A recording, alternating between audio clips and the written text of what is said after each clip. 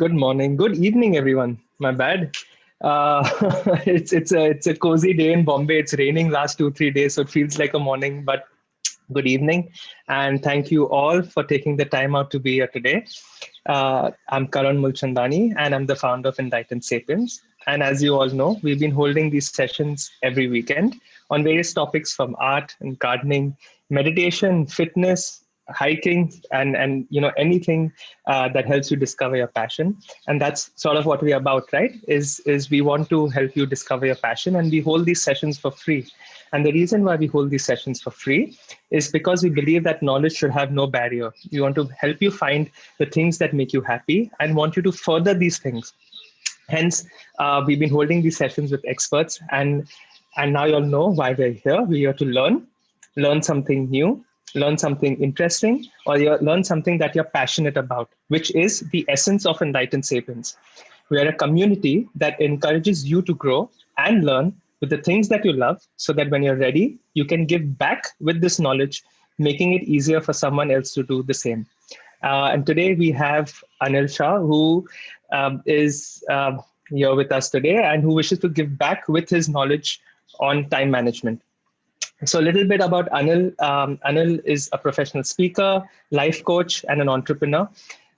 So he was in a high-paying corporate job for 11 years, and according to him, he was fortunate enough to discover the coach in him, and he's been happy really doing that, and that's what you do when you discover something that you love and what makes you happy, right? And he describes himself as a classic introvert who comes totally alive when he's on stage, or he's public speaking, or coaching, of course.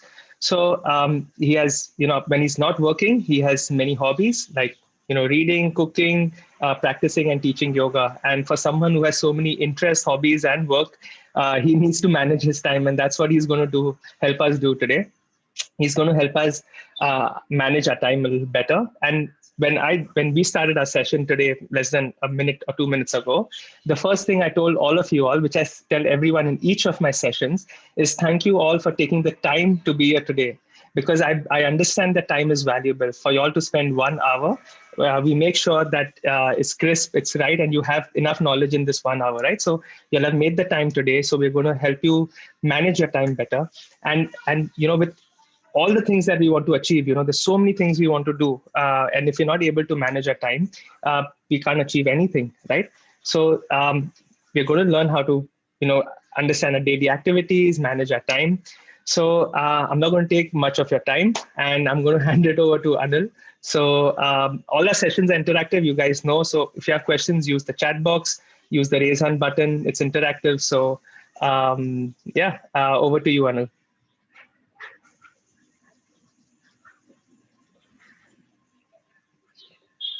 Okay, sorry. Can you guys hear me now? Hear me, see me? All okay?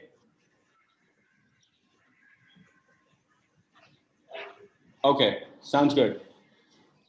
Sounds good. Yeah. So please come along with me. If I'm asking a question, please respond so that we are connected and I know what's going on. So again, thank you, Karan, for giving me the opportunity today. Thank you, all the participants, for joining in. I hope by the end of the session, you would know how to manage yourselves and your time better. So the idea is, time is a limited commodity, but sometimes we start using the time as if, the time is like a well which is never ending. So without further ado, so Karan, are we waiting for more participants or? No, we can begin. We can begin.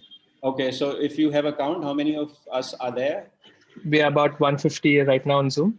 Okay, sounds good. Sounds good. So I'm going to begin by asking, so you are in this time management workshop, but I would like to get some specifics around how do you struggle with the time? What are some of your biggest challenges with managing your time? If you could type in, I'll just wait for a couple of seconds. Okay, so I'm getting responses from Simran, procrastination with respect to tests and exams, balancing everything, procrastination. Okay. Prioritizing things. Losing hold of time. Losing hold of time. It's like sand in your hand. It'll go away. You can't hold it. The tighter you make your fist, the faster it'll go away. Studies while working, balancing everything. Procrastination. Okay. Procrastination is a big thief of time. I agree. Big thief of dreams.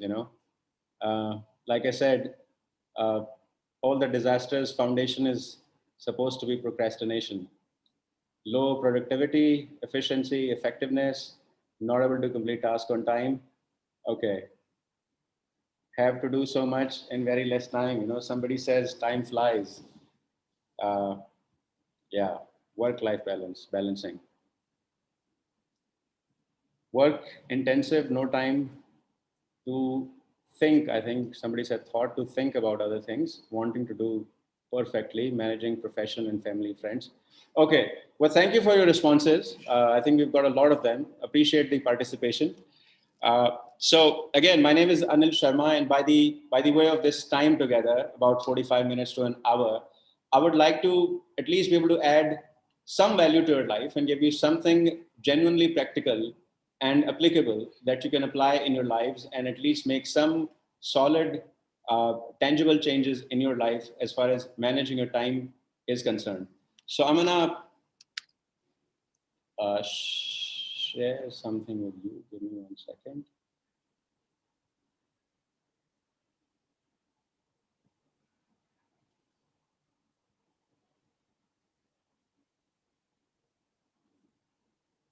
Okay, is my screen visible to all? Okay, so yeah, Karan, I'm going to rely on you because I'm not going to be looking at the chats anymore. Uh, and I'm going to have to minimize this also. Okay, so, you know, the two greatest Greek philosophers, Socrates and Aristotle. So one says an unexamined life is not worth living, and the other says the unplanned life is not even worth examining. So you hear this a lot, failing to plan is planning to fail. And so a lot of times we just run through life without thinking what it is that we're supposed to do, what is our goal, purpose, agenda, objective in life is. So, so first of all, I'd like to focus on.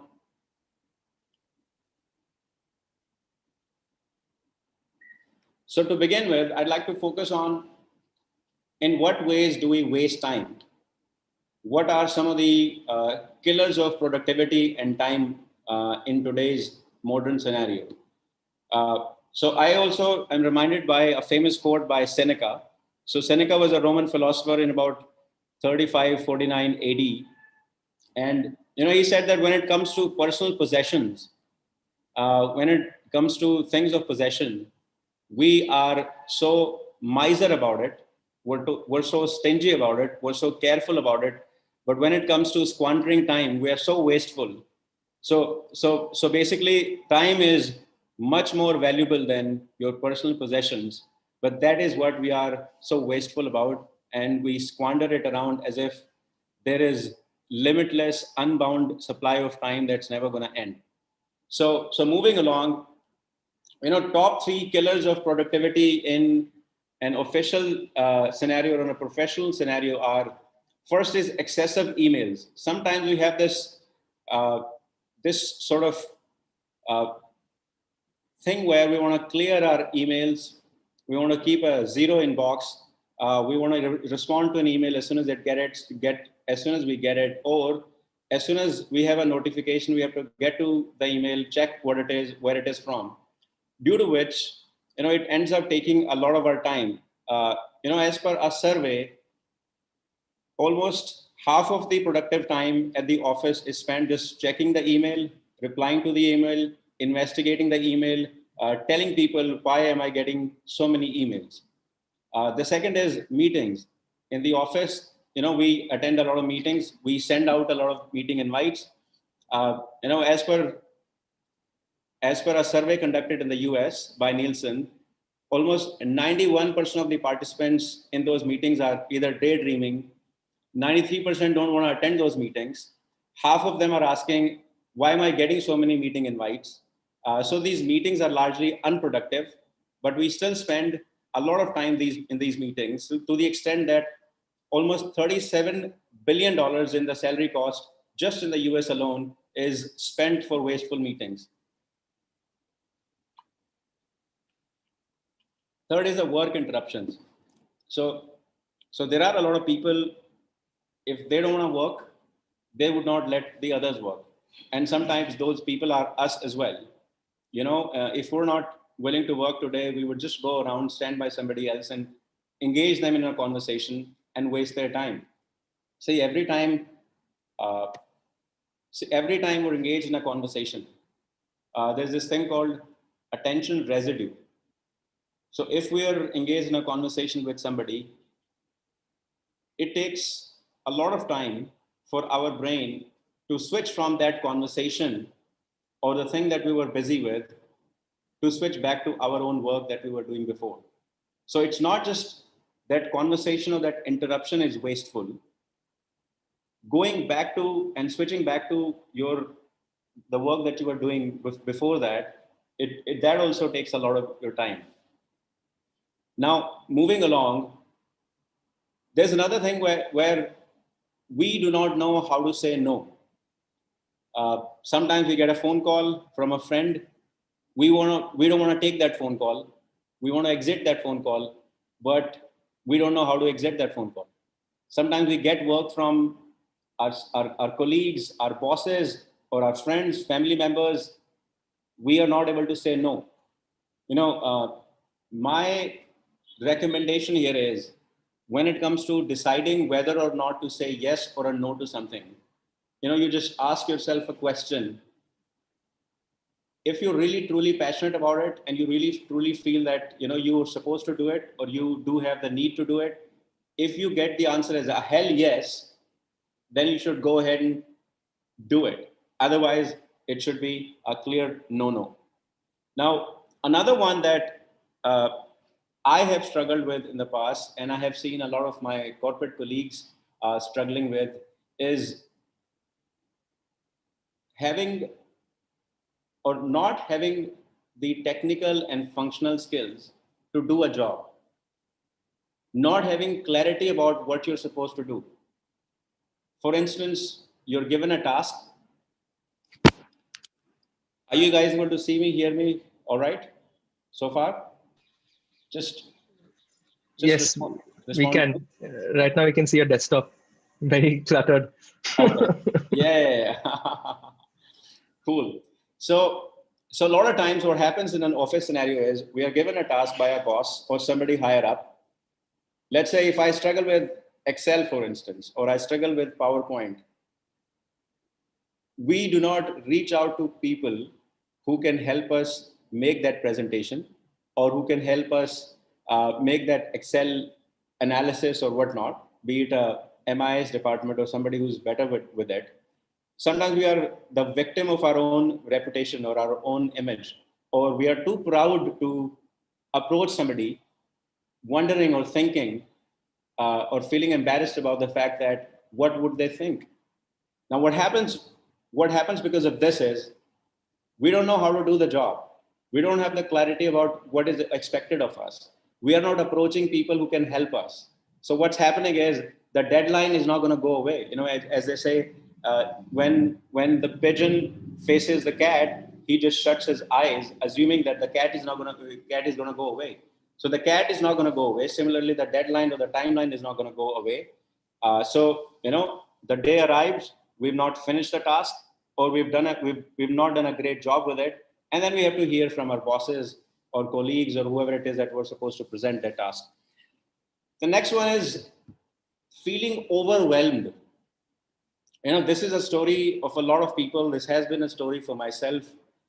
Sometimes we are overwhelmed in all the realms of our life, all these spheres of our life, be it personal, professional, social, when it comes to your responsibility towards your community or country or your self goals. your passion and your drivers. Why does that happen? If I'm used to wasting time, if I'm used to not managing my time better, if I'm used to missing my timelines and everything, then everything seems like everything is urgent. People are literally my task and the to do things are bogging me down from my personal front, professional front, social front, everywhere. I'm not able to uh, perform good at my job. I'm not able to attend to the social gatherings or, all that I'm supposed to do in my family. I'm not able to do anything from my personal life or my financial life. Now, why does it happen? See, whenever you get a task, it's like you have a timeline. You know that you have a timeline. You are supposed to perform. Either you lack in the technical functional skills to perform that task, or you are lazy. You are somebody who likes to burn the midnight oil, sit on the task for as long as you want, or as long as you can, or as long as it's permitted, and then really start working on the task on the very last day. So what happens is, you're supposed to pay your phone bill or your water or electric bill. You had 20 days, but you sat on it and you did not do it. Now you have the last date and you're supposed to, give me just a second. Sorry, guys. So now you have the last day and then you are struggling to pay your bill. If you don't pay your bill, there's going to be a late charge or whatever it is that's going to be. Similarly, in the work scenario. So there comes a time when all these tasks are piled up and it feels like everything is an emergency. Everything is urgent. Everything has to be done right now. It's because of, one is procrastination. Second is your fear to approach people, the right people who could help you, collaborate with you to do the job. So it could be because of many reasons, but feeling overwhelmed is one major reason or one major scenario where we feel that, we're struggling with it. The next one is lack of sleep, exercise, which leads to attention disorder. If you're like the average person who likes to spend a lot of time on Instagram, watching YouTube videos, which sometimes you don't even like, we're just used to, every time we're watching something interesting, we're getting this adrenaline rush. We're getting this dose of dopamine, which keeps us hooked to our phone or our TV or internet or whatever it is. What does that do is that takes a toll on your sleep. That takes a toll on the things that you were supposed to do or the tasks that you were supposed to accomplish during the day. So you wake up sleep deprived, you have no time to exercise, and you struggle with paying attention or focusing or understanding what's going on in your life. So this is something that was, okay, just taking a check. Are we good so far? How is the pace? Are you able to follow me? Are you able to come along, Karan? Absolutely. Okay. Sounds good. So guys, if you feel that we're not connected, we're not on the same page, Karan, please stop me there. I could go slow or change the pace of it. Okay. Absolutely. No, it's great. Everyone's on board. Everyone's, as you can see with the messages, everyone is on board. Some people just had some questions about, were you discussing about personal time management and if you're a younger audience and not work related. So if you could share on that as well. Okay. Do you want me to spend some time over there right now?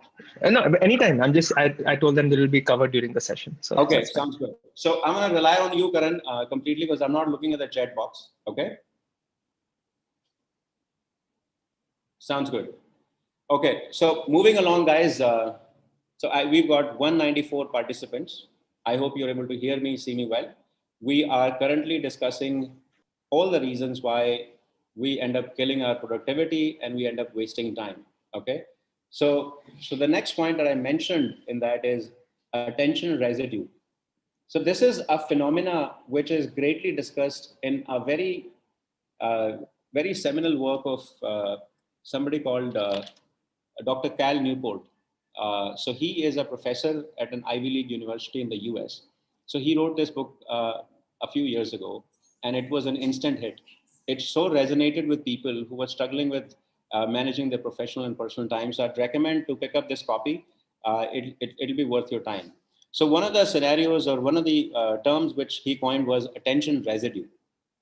So this is nothing but if I'm watching TV, or let's say if I am watching a video on YouTube just before I go to bed, you know, if I'm it's very hard for my brain to switch from what I was doing, because my brain was totally hooked on to what I was doing just a few minutes ago. So sometimes we feel that, hey, let me watch the TV for half an hour, or let me spend some time on Instagram for half an hour, 45 minutes, then I'm going to switch to work. So what ends up happening is, for your mind to make that switch is very hard, and since your mind was already engaged, so those the cells in your mind, or those receptors in your mind which were getting that dopamine dose from all these things, activities that you were engaged in, they were still engaged. So what ends up happening is your brain gets sort of drained of energy, and it also reduces your productivity in the long term. Okay. Now, another thing which the youngsters or the millennials of today's world like to do is multitasking, and it's sort of such a hip thing today to do multiple things the same time, but it is one of the biggest killer of productivity. It reduces the quality of the work that you produce. And the reason is our brain is not designed to handle multiple tasks at a given time. You're talking on the phone, you're typing your email, and you're also engaged in a conversation with somebody. You must have seen it. You end up typing something on the email that you were discussing with somebody who is in front of you. So you end up making a lot of mistakes, because even when it comes to remembering, let's say, a phone number, we say the phone number 334, because your brain can only remember things in batches of 3, 3, and 4, only 3 sets at a time. So multitasking greatly reduces the efficiency, effectiveness, of the task that you produce. As per a survey, it says that it reduces your productivity almost by 40%. Try and understand, guys. Our brain is still a very old and ancient organ. Okay, we're still primal beings. There's this equipment or an organ in a brain called amygdala, which is super old, which is greatly responsible for safeguarding us. So this brain has served us well. It has kept us away from dangerous animals back in the day. So we need to also understand the limitations of it. When you focus on one thing and you do a task the same time every day, it greatly improves the productivity of your brain. It also activates the cells in your body, which understand, okay, this person is in a habit. He's going to do the same thing. So the brain creates or forms new cells which help you, and new receptors which help you do the task at the same time in a better way. The next one is, organizing your life better. A lot of times we spend a lot of time looking for our keys, our gym membership card, car keys, bike keys, stuff we're looking for, clothes that we're looking for.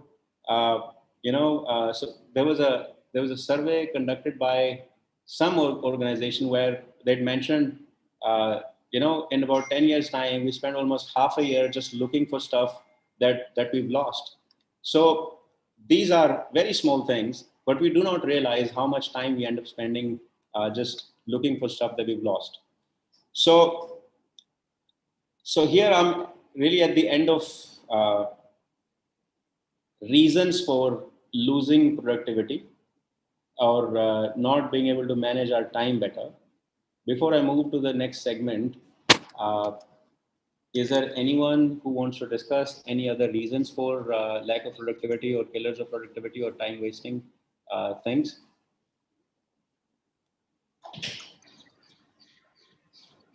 Divya, do you want to unmute yourself? I'll help you do that.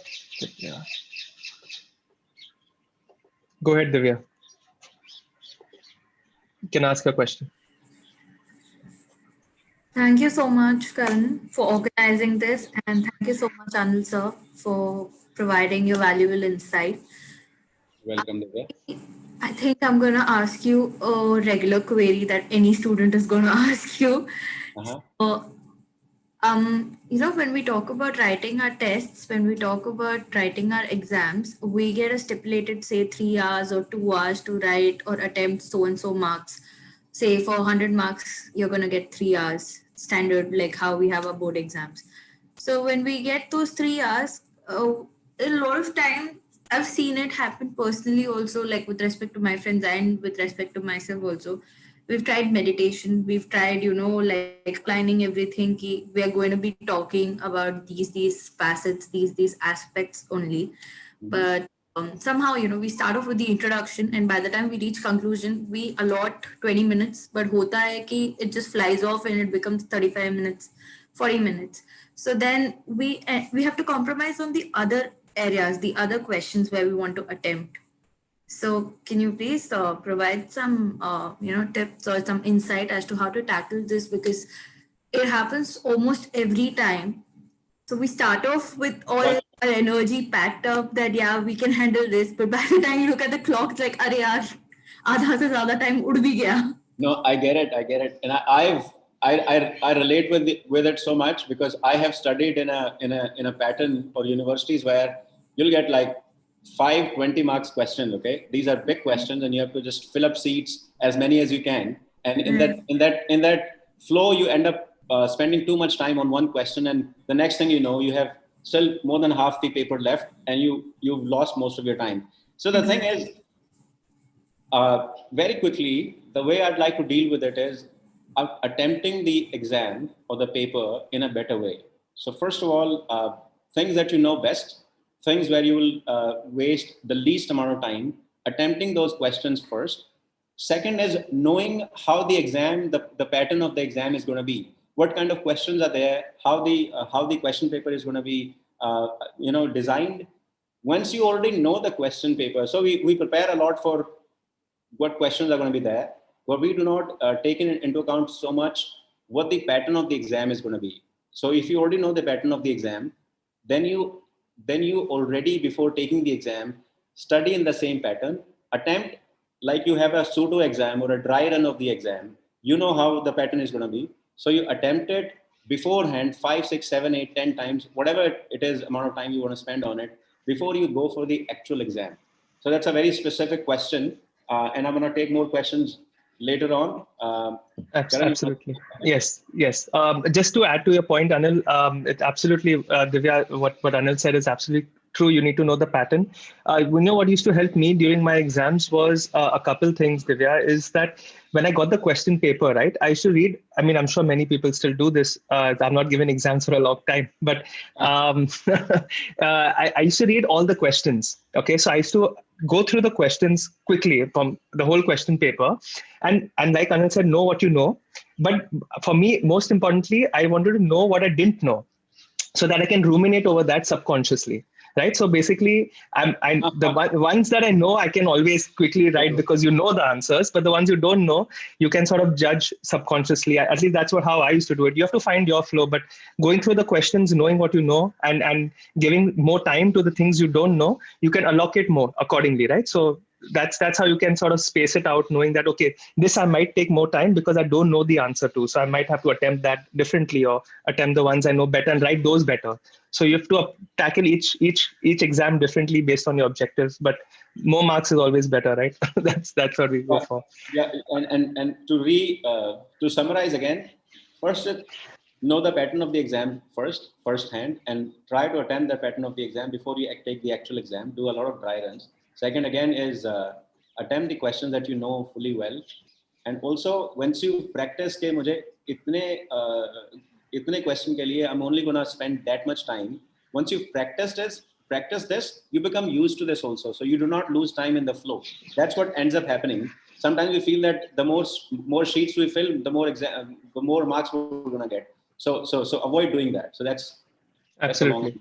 question. I hope that helps you. Let's take another quick question, Anil, if you don't mind. Yeah. Kanchan has a very important, I like what she's commented. She also wants to interact and speak to you, but this is something I follow as well. I think she's mentioned about important, urgent, and emergency.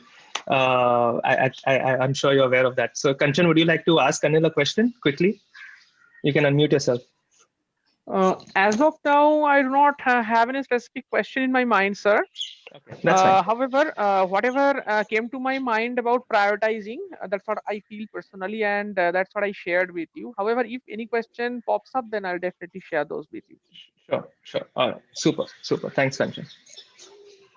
Okay. Anyone else has any quick questions we want to take? Okay, Priya has a question. Let's do this, and then Anil, let's continue with our session. Because I know there's a lot to accomplish.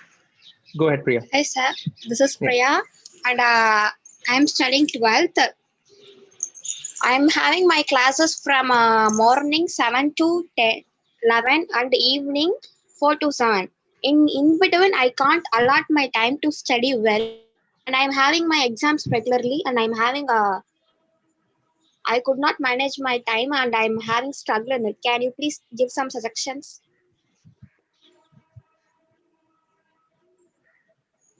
Hello. Sure. Thank you. Is Anil? I think Anil has got disconnected. Give me a second. Yeah, I think Anil is facing network issues. I think he'll be back shortly. Okay. So can you repeat your question if you don't mind, Priya? You're going to classes and Priya? So, can you hear now? Yes. So I'm having classes from 7 to 11 at morning, sir, and at evening 4 to 7. And I'm having exams too at in between. And I could not manage my time to read well for it. Can you have some suggestions to solve it? Read for your exams. Uh, Yeah, actually during exams and studying, I know many of y'all, are facing the same issues in exams and college, and there's a lot that we do. The typical example of you carrying lots of books is typical of Indian education, where we have to, cram in a lot. What I would basically recommend to you is try to do, concentrate on what you're doing when you're doing it, right? So when you wake up in the morning, for me, find out when works for you. So I used to wake up early in the morning. So for me, 4 to 6, 7 was a good time for me early in the morning, because there was no distractions, in the house, outside. So find out when works for me. Many people, the nighttime works. So find out what time works for you, and try to sort of do the most, at least for me, most important work or studying in that morning time, or when you're most productive. Find out when it's most productive for you. Do the studying there. If you have some homework or some of those things, you can do that during, like, post lunch, or whenever you're a little lazier, when it's not as you don't have to put in something into your mind as much. So find out what time you're most productive in, and you'll be able to manage your time better. Anil is back. We can ask him quickly. Anil, the So sorry. question. No, that's fine. That's fine. The question was, Priya's got classes, throughout the day basically, and she's stumped on when does she remove time to actually study. So that was the basic question. She's got classes throughout the day. Is that the question you were just answering? Yes. Okay. So she is studying college school, and Yeah. okay. So when does she study? Okay. Are you saying you have no time? I mean, how much time are you left with? so from 11 to 3, I'll be left and I can't study in those times and I'm getting more distractions. Sorry, 9 to 3. You have time to study? 9 a.m. to 3 11, p.m.? 11 to 3. 11 to 3. Yes, sir. 11 p.m. to 3 a.m. or 11 a.m. to 3 p.m.? 11 a.m. to 3 p.m. Okay, 11 a.m. to 3 p.m. you have time to study. But that time is very distracting for you. Is that what you're saying? Yes, sir. Okay. Now, so is it Shrishti? I'm sorry, who's the... Priya. Shrishti. So Shrishti, I'm not sure. I don't know. Don't have visibility around your schedule, but I don't know if you can change the time of your classes. I'm sure if it's a school or a college, you can't. If it's a tuition, you might. But if you are not able to tweak your schedule at all, then we don't really have a choice but to get ourselves to study in the time that we're left with. Now, if you're saying that the environment in your house or wherever you are is very disturbing, there's noise or there are people around, then you might want to join, let's say, a co-working space or a place where students go to study. It could be a library, it could be a place in your school. You could go to your school earlier, find space in the library to study. If you have the liberty to change your schedule, great. If you don't, then we're just going to have to do with whatever time we're left with. Just find the right space, maybe a library or a quiet space where it is less disturbing for you, I guess, if that's what you're asking. Yes, sir. Super. Yes, I that the answer, Anil, what you're trying to say is schedule, right? So, we can take more questions later on. You can carry on with, if you want to take more questions, that's fine with me as well. So up to you. Okay, no, I think we can carry on and we can take questions later. Sure, Okay? sure. Okay, so moving on around strategies to manage our time better. Okay, and let me share my screen.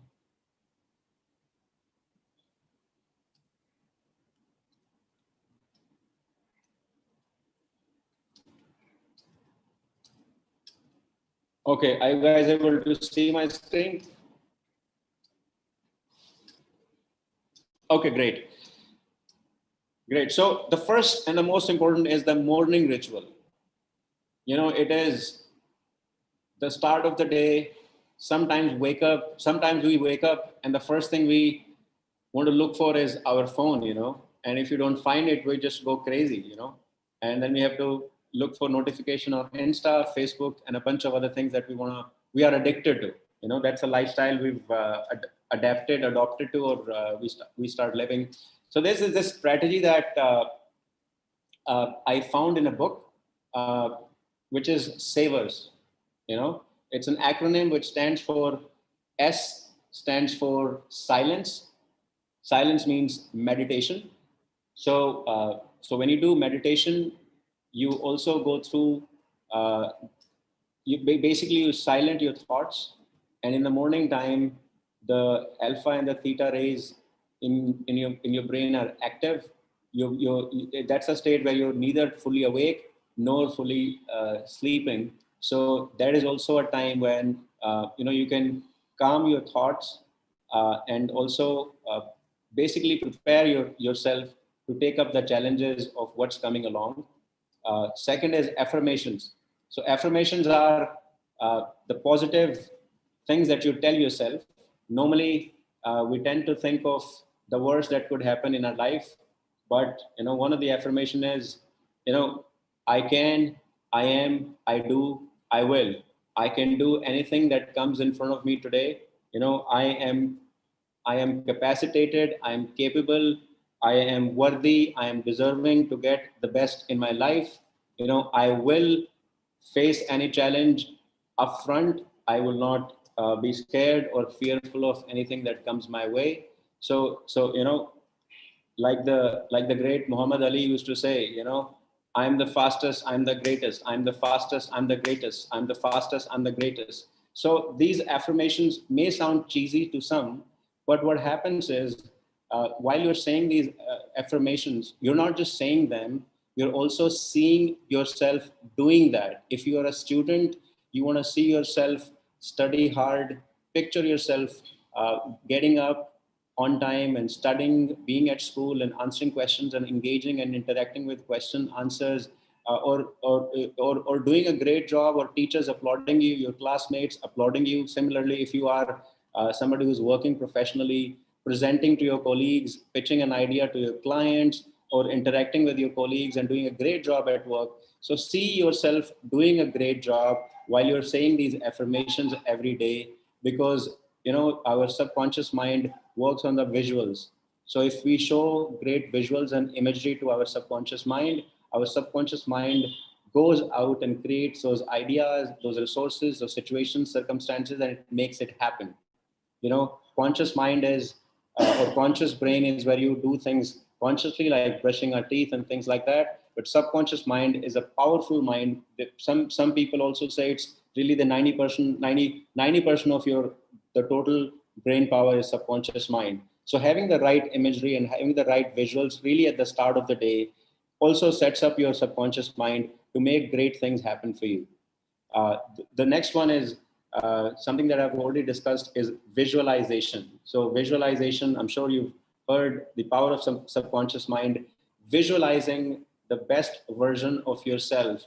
You know, in modern times, the greatest of Olympic athletes today in the VR, they are shown the best parts of their game, their winning moments when they won the Olympic gold, when they broke a record, when they see the positive imagery, the positive reinforcement happens, and your subconscious mind wants to make that positive things happen for you. So when you're looking for something positive and something great for you, try to make that visual very vivid, very grand, bold, bright, almost like you can touch and feel it. So when you're seeing yourself being great, some people also talk about having a vision board. And when you make a vision board, make it such that it is already happening to you. You're already living that life. Yeah. So that is a savers. Give me just 1 second.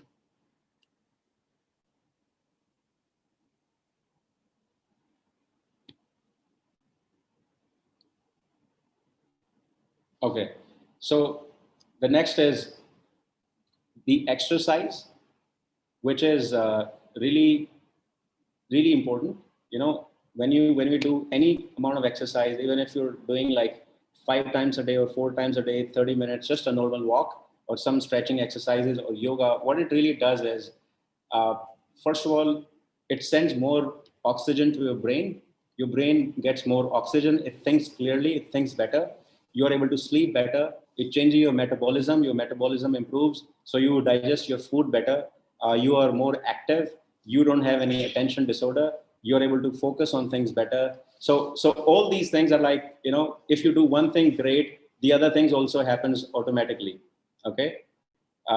Now the next one is reading. So reading is basically when you write a task, when you've decided to do something at the beginning of the day, you make sure that as you get up, you read that as soon as you wake up, so that your brain has realized that whatever it is that is written on the piece of paper or in front of your computer or a vision board is important to you. And the last one is scribing. Scribing is basically writing. So this is, again, writing your task down, whatever it is that is important for you, writing it down. So savers, again, silence, which is meditation. A means affirmation. V means visualization. And what was, uh, give me a second. I just left my mind.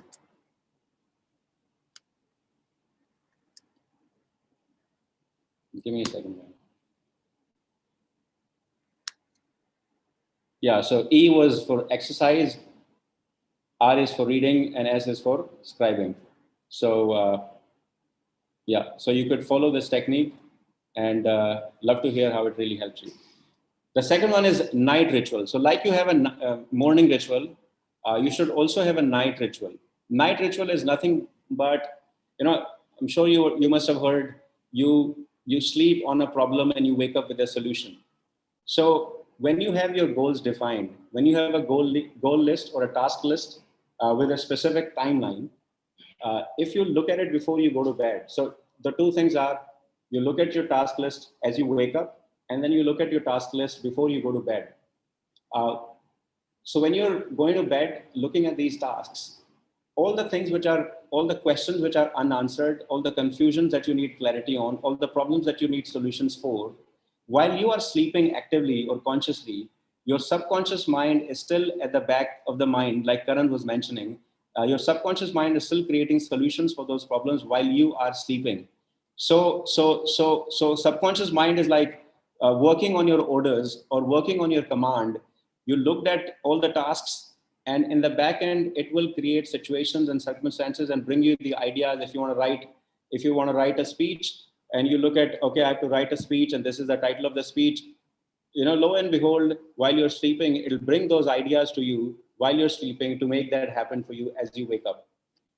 The next one is writing your goals in a precise and specific manner. So if I have to exercise, then I'll have to define a time for exercising. I need to make time for it. So I need to exercise at 6 a.m. and making sure that I do that at 6 a.m. every day. So making your, as I say, we use the SMART technique, which are specific and measurable and attainable and reachable. So you could use a SMART technique. So the idea is when you write your goal, the goals should be such that you're passionate about it. The goals should be such that they also serve the larger objective, things that you want to achieve in your life. And the next one is learning how to set priority and knowing what is important for you and passionate about, something that I've already covered. The next one is being kind to ourselves. That is something that I feel is a really, really important one. Sometimes if we're struggling with managing our time and we're not really happy with the way our efficiency or productivity has been, personal or professional, there comes a day when we sit down, we're really frustrated, we're really tired of the way our life has been, and we start ordering ourselves around. So there is this me that you're seeing, and there is a me inside of me. With that person, I always have this constant internal dialogue. So yourself, you can't order yourself around.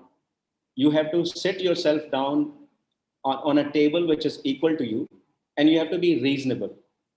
If you just say that, okay, I'm going to give myself this goal, I'm just going to go ahead and tomorrow I'm going to study for 10 hours, which is not possible because you've never studied for 10 hours. Yourself is going to say, are you kidding me? Like, who are you kidding? You've not been studying for 2 hours and you're going to study for 10 hours. So be reasonable. Give yourself the goals which are attainable. And, there is something that I'd like to discuss later, but good point to discuss it right now. There's a Japanese technique called Kaizen. Have you guys heard about it? You guys can respond if you've heard about it. So basically, Kaizen is nothing but taking small steps towards changing a behavior. We all talk about, one ball and hitting a six out of the park. That's not really what the real life is. I read this powerful book called The Slight Edge. So in that slight edge, what it really says is the life is not full of miracles, or life is not one thing I did and it completely changed my life. Life is a sum total of things that you do constantly, consistently, mundane tasks when nobody's watching, nobody's looking. You're waking up at 4 o'clock, the world is still sleeping till 8 o'clock, but you're out there in the park, striving and working out and exercising and studying. Nobody's there to commend you. Nobody's there to applaud you. Nobody's there to appreciate you. But you don't really need anybody. Okay. So these, you do these tasks every day, small little, and you make incremental improvements in your habits, in your tasks. And that is how you also satisfy yourself. You also build trust of yourself in yourself by making these small steps. So read more on the Kaizen technique, the Japanese technique where they make so small and incremental improvements. Let's say if I wake up at 7 every day, and tomorrow I tell myself I'm going to wake up at realistic to expect that of me. But you could say that, okay, I wake up at 7, tomorrow I'm going to try to wake up at 6:30 or 6:45. So you make those small tweaks, and slowly and gradually, as they say, 21 days to make or break a great habit or break a bad habit. So doing some things that you want to improve in yourself consistently and making sure that those small changes you're able to make for 21 days straight, that becomes a permanent habit. That becomes something that you never forget. Okay, moving along. Be a witness to your thoughts, and yeah, As per a study, in fact, I was listening to Dr. Deepak Chopra one day, and he says that we, on a daily basis, we get about 68,000 thoughts, and most of these thoughts are irrelevant, meaningless. They don't have any meaning. But what happens is these thoughts engage us, and we end up wasting our time. Now, just in the preceding slide, I mentioned that we must write our goals. So when we write our goals, the beauty of writing our goals is that whenever you write your goals, you've given a certain amount of mind space or your energy of your mind to those tasks. And your mind is going to think about those tasks more because now you've sent a responsibility to your mind. You are asking your mind to do a certain things. So first is writing your tasks. Second is when you're thinking about things, sometimes, I don't know, when we're thinking about, let's say, our boyfriend or our girlfriend or a party that we want to go to, or, the best thing that we want in our life, we see it. We see it very visually. Similarly, let's just say that if I want to do this workshop today, then I should use my thoughts instead of thinking about unnecessary, unessential, or wasteful thoughts. I want to think about my PowerPoint presentation or my workshop with you guys, or thing that I want to do at work, or thing that I want to do at school, or how I want to better my life. Thinking about those tasks and those thoughts, and really dwelling on them and going deeper in them and visualizing them, because those are the tasks or the thoughts which is going to take you closer to your goal. Okay. Any questions so far? Are you guys with me? Are you able to follow me? Are we connected? Are we on the same page? If you want to take questions now, we can take it now or whenever you like. But everyone's saying yes, all affirmative that they're with you and they're enjoying. So okay, sounds good.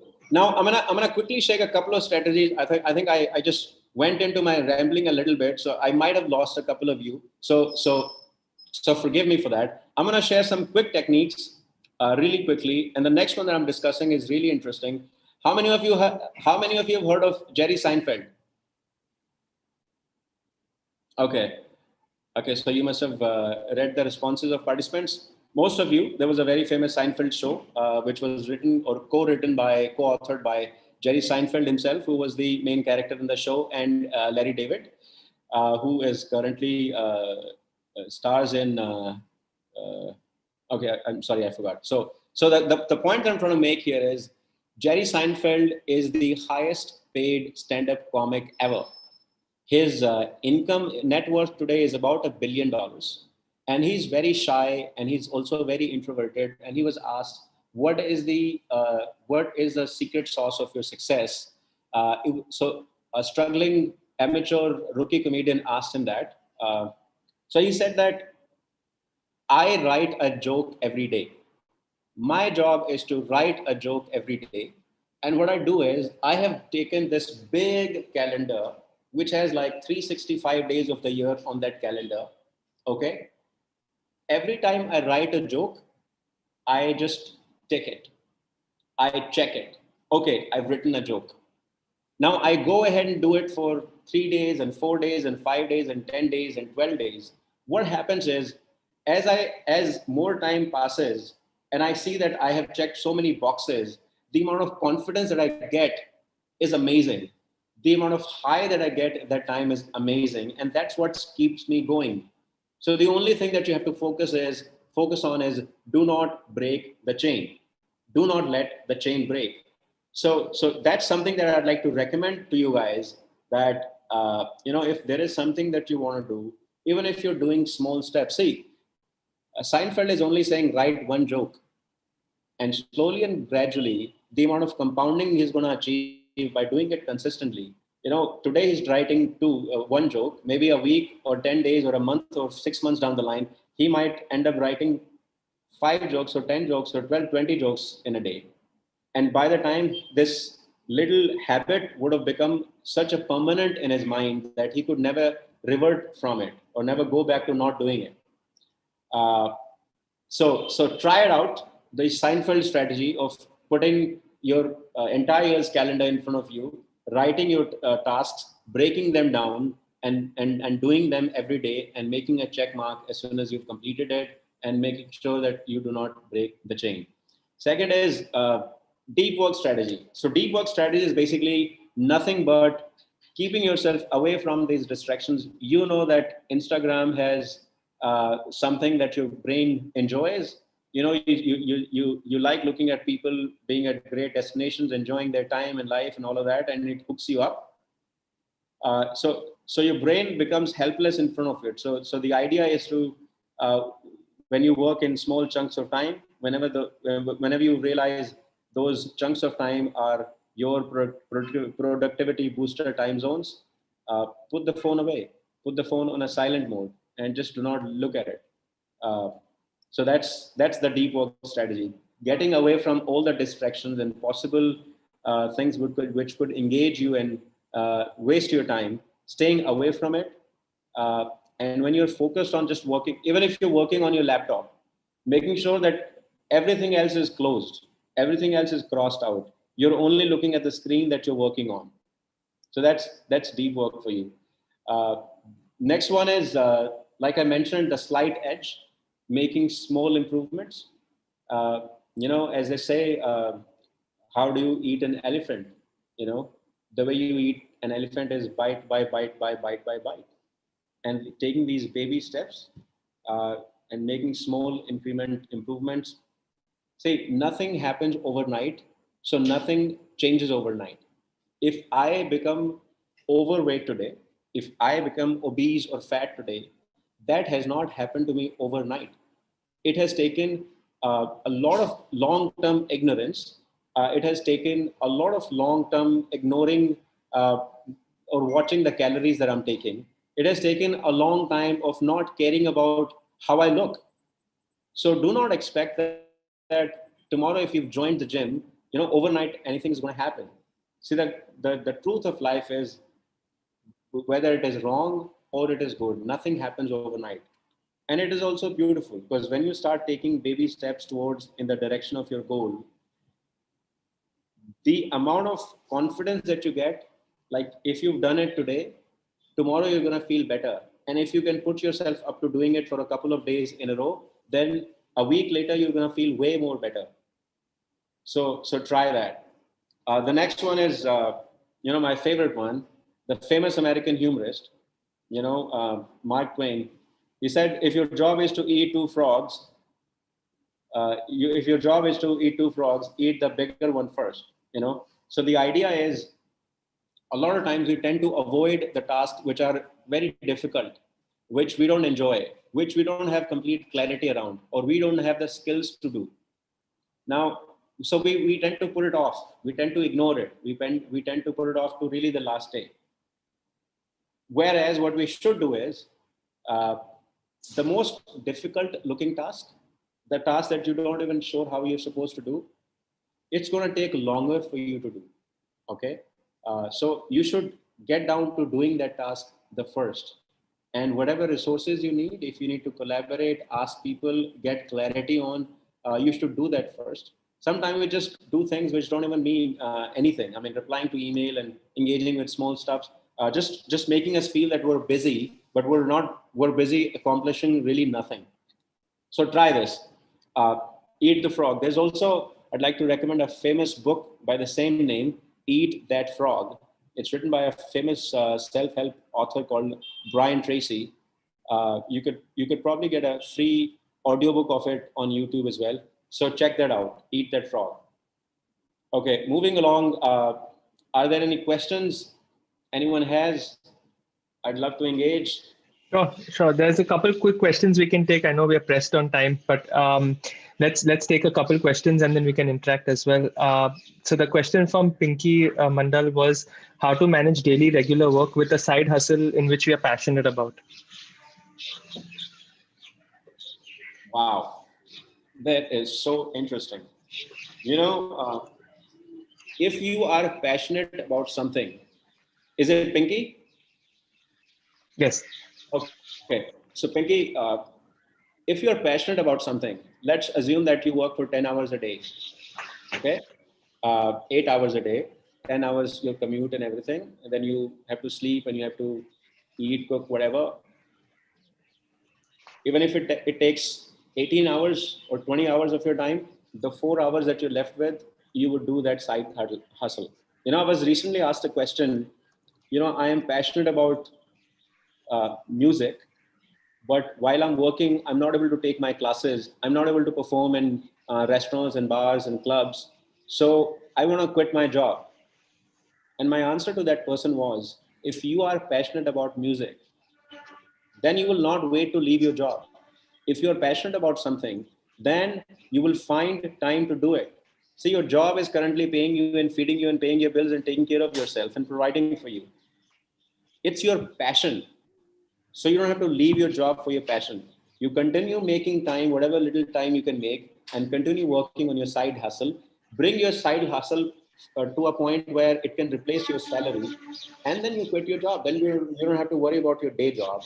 But until you have reached that point, continue making time for it. I wish I could give you a shortcut. I mean, a lot of times we don't have to be working in a very intensive work environment. Take your side hustle to your work. Take your side hustle to your job. Quit on partying. Quit. I mean, I don't want to assume, but basically wherever you can find time, be it at night, be it at early morning, be it as they say, if you wake up at 4 o'clock, you are probably in the 1% club, because 99% of the world is still sleeping. So try to make those hacks where you can find small chunks of time, quiet time, time which helps you accomplish way more. There's no, I'm afraid, shortcut to it. Thank you. Thank you for your question. Awesome. There's another quick question Sid has asked, which is, I think, quite relevant. Whenever I make a timetable on Excel sheet that is with every activity specified in it, the first 2-3 days goes really great. But I'm finally unable to manage it and actually accomplish the task. How do I stick to my timetable? See, managing a time is not just managing a time, it is also managing yourself. I'm sorry, what's the name of the person? Sid. Sid. So Sid has asked this question. So Sid, when you did not stick to your schedule, where did you spend that time that you weren't doing your task that you had assigned for? Now, so the idea is, for instance, I'll give you an example. There's this 5-second rule. If you have to get up at 6 a.m., so the definition of self-discipline, that's what I think you're struggling with here. Self-discipline. The definition of self-discipline is, it is the ability to do what you're supposed to do when you're supposed to do it, regardless of your wish or your desire. Okay? The ability to do what you're supposed to do when you're supposed to do it, regardless of your desire. So if you're supposed to wake up at 5, while you're going to bed, you know that you have to wake up for 5. But when it comes to 5 o'clock in the morning, your internal dialogue starts, oh, I've not had enough sleep, or I'm too tired, or if I wake up, I'm going to have body ache and all of that, or I'm going to feel lethargic or sleepy throughout the day. The idea is not to get into that internal dialogue. The 5-second rule says, as soon as you're supposed to do a task, like a rocket launches itself. You know what happens when the rocket launches itself? What happens? 5, 4, 3, 2, 1. In those 5 seconds, do the backward count, 5, 4, 3, 2, 1. And as soon as it reaches 1, roll up your sheets and get up from the bed. It requires actual physical energy, I'm saying. The physical energy it requires is what you need in that moment, in the 5-second rule. And if you do not apply the 5-second rule, the emergency brakes are put on, you're like held in your tracks and you're stuck there. So try to apply the 5-second rules. Similarly, you are at a party and people are calling you to join you on the dance stage. And you're like, for a second, you want to raise your hand and you want to join them. So if you apply the technique 5, 4, 3, 2, 1, and you get up and go, great. If you hold yourself back, then your mind puts emergency brakes on you again. So one is this, try the 5-second rule. Second is, look into your task and look into this, the task list, and see are these things that you really want to do them? Are they helping you, serving you, the larger purpose that you have written them for? Third is reminding yourself what you were thinking when you wrote these goals down. When you wrote these goals down, you were a different person. So reminding yourself when you're not able to get up from your bed, or you're not able to get away from Instagram or television or whatever, remind yourself of that person you were and what it means to you to accomplish these goals. Why did you write these goals? Why do you want to be a better person? Why do you want to do more things? Why do you want to accomplish bigger things in life? Remind yourself of that and try to get away from distractions. Uh, and yeah, that's my answer. Super, super, Anil. Okay, one quick last question, because many people have the same question on the chat. Is that okay? We're going to take consistent steps, right? So, but how do you remain motivated, disciplined, and consistent, right? We want to do it. We know we want to taking the small steps, but we don't. If we don't see the results, we lose motivation. So, how do we remain motivated, disciplined, and consistent? Okay, so it's obviously a question which is hypothetical. I do not know specifically what your schedules are. I would have been able to answer it better, but let me try still. Uh, Guys, try to understand your mind, your fight. There's a famous quote that I remember and is very powerful for me. Uh, if you can overcome the enemy within, the enemy outside can do you no harm. If you can overcome the enemy within, the enemy outside can do you no harm. The thoughts that take you away from what you're supposed to do, try to witness those thoughts and try to dwell in the things that you were supposed to do, things that you had listed, and force yourself initially to think about the things that you had promised yourself to do. Second, I would like to say is that we all have come to this world with some skills, some gifts, some talents, some music in us. You know, uh, Somebody said that the most expensive place on the planet is not Africa, where there is diamond and gold, or not Saudi Arabia, where there is oil and petrol and whatnot. It is a graveyard. It is a cremation ground. It is the place where the aspirations, the companies which were supposed to be founded, the music that was supposed to be written, the books that were supposed to be written, the companies that were supposed to be created, all the things that you wanted to do or people wanted to do in their lives, they took it away with them. And it gets buried over there. Your skills and your gifts are the gifts that God gave you, but what you do with them is your gift back to God. So remind yourself of it, that you are on this planet for a limited time. Okay? And remind yourself, why did you give yourself these goals? Why did you decide to be a better person? Why did you decide to be disciplined? Why did you decide to accomplish more or get more out of your daily time? Try to also have an accountability partner. Try to have a friend who is invested in your growth and your success.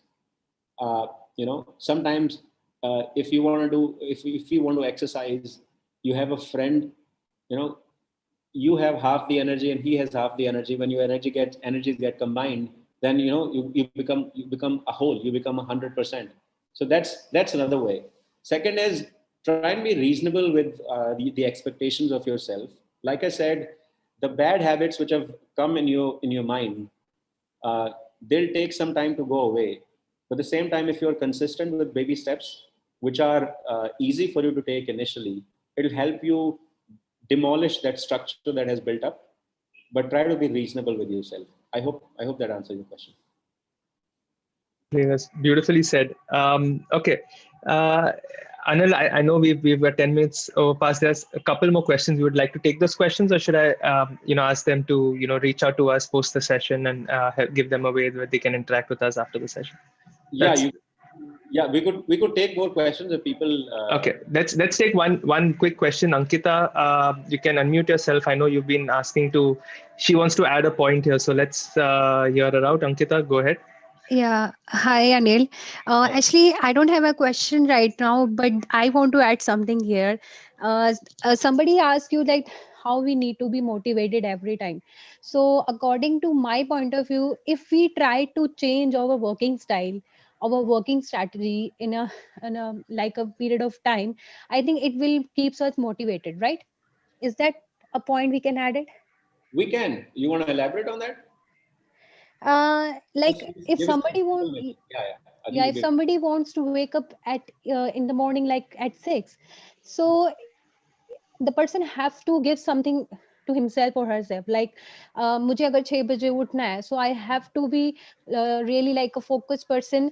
तो every time मुझे कुछ ना कुछ नया changes लाना है इसमें, चाहे मैं एक काम ही कर रही हूँ, कोई इट्स अ वर्क, लाइक उस काम को करने के तरीके मेरे को चेंज करने पड़ेंगे, स्ट्रैटेजीज चेंज करनी पड़ेंगी। लाइक एक बच्चा अगर एक रूम में पढ़ रहा है, now this is the time कि वो कहीं और उसको चेंज करना चाहिए रूम, कहीं और जाके वो पढ़े ताकि उसको मोटिवेशन मिलता रहे to change some kind of a Change of place like scenery, change of environment. Yeah. Exactly It might help. I mean, so the idea is anything that helps you come out of that comfort zone. You know, our brain craves for comfort.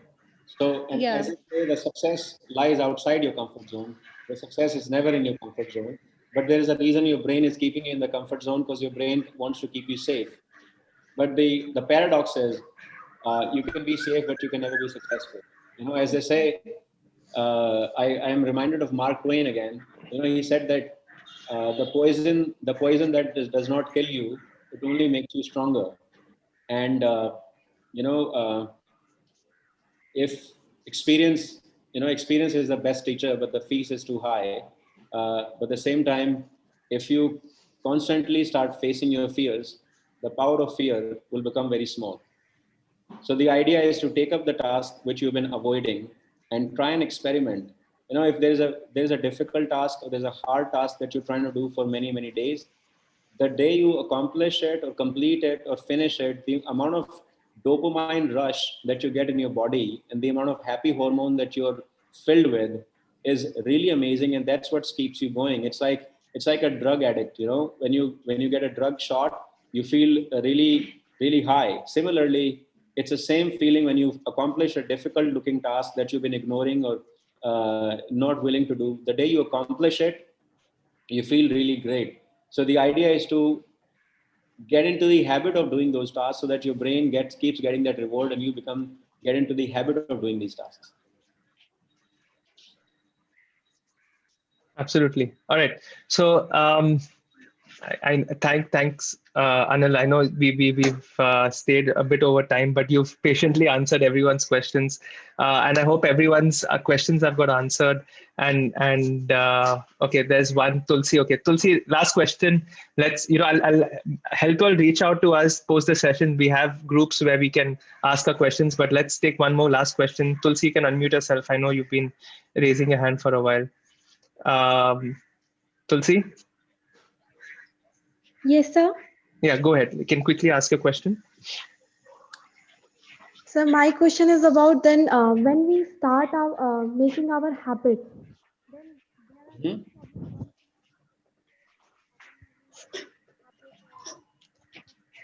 Go ahead, Tulsi. Yes, sir. You can ask a question. Hello. Yes, Go ahead, go ahead. Tulsi. We can hear you. Yes, sir. When we start making our habit, then there is a more many problem that comes in our way. For that, what can we do? Yeah. It's a very generic question, but see, when you start a habit, you have to constantly remind yourself why this new habit is important for you, why going to the gym is important for you. Going to the gym is important for you because you want to feel better. You want to feel better in your own body. You you don't want to feel tired walking 20-30 miles. You want to be able to wear nice clothes, look better, you hang out, get more pictures and all of that. So you have to remind yourself what motivated you to adopt this new habit in the first place. What is the objective and the reason? And you have to give very precise and very enticing and very tempting reason to do that also. See, your mind is also very hard to please. अगर आप इसको बोलोगे, okay, let's do this, it's not going to follow your order. You have to tell yourself how this new habit is going to help you achieve it. I know that if we're used to not doing something for a long time, the initial few days are very critical. That's why I said, keep reminding yourself how this little habit changes the large things in your life, how it helps you achieve your objective in life, and also try to get an accountability partner. And it's not going to be that hard. Like I said, write that goal on a piece of paper, look at it before you go to bed, look at it after you wake up. It's definitely going to help. And try. And if you have any problems, I'm going to share my so if I type something here, is it going to reach the entire group? Yeah, I'm going to share your Instagram profile. I'm just going to share all of that, Anil. Your Instagram handle. Okay, sounds good. So okay, so you can reach out to me after the session. That's good. Exactly. So okay. I believe you've taken all questions, Anil. Thanks for being patient. And I think this was a really informative session. A lot of food for thought. And I hope all of you guys practice what Anil has said. These are not easy, as he said. It's not an overnight thing. So you got to do this. Be consistent. Be motivated. And I hope you all do that. So thanks, Anil, once again for this really amazing session and really informative session. I'm going to help you all reach out to us. So that's what I'm going to share right now. So Anil is available on his Instagram. As you can see, it's Anil Sharma _speaks. So you can reach out to him. And of course, we are on Instagram, Facebook, YouTube, everywhere. So you can reach out to us on any of these platforms and ask your questions. You can share your stories, post whatever however you like to reach out to us. We'd be there to answer your questions. We also have a Facebook group called the Self-Care Community. You can join that, and I'll have Anil join it as well. And he can help you with any questions that you'll have in terms of time management or any other questions you have. And the community will help you with the questions. That's what we're all about, is that we can help each other grow. So you can follow us on Instagram, Facebook, or check out our YouTube. So this session will be on YouTube till 12 noon tomorrow. You can check it out. After that, snippets of it will be available. We'll be breaking into bite-sized pieces, and you can see the session. So if you want a recap of what has been taught today, it's available till 12 noon on our YouTube page. The YouTube link is there right now. You can subscribe and see, of course, our previous sessions as well. And like we've been doing, this whole month has been on self-care. We started with understanding our emotional well-being, and of course time management and everything to do. We had an unplugged challenge, and like Anil said, you got to visualize, and that's what we are doing on the 20th of December. Is we are creating a vision board for 2021, and I feel it's very important to create one. I did that for the first time last year. I used to make resolutions and goals and roadmaps, of course.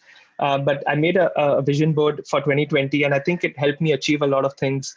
And I want you all to achieve the same thing and achieve your own goals, right? That's the whole thing. It's your goal, your vision. So join us for that. It's the upcoming event on the 20th of December at 11 a.m. Join us for that. We'll help you create your own vision board and help you, of course, try to achieve all your goals in 2021.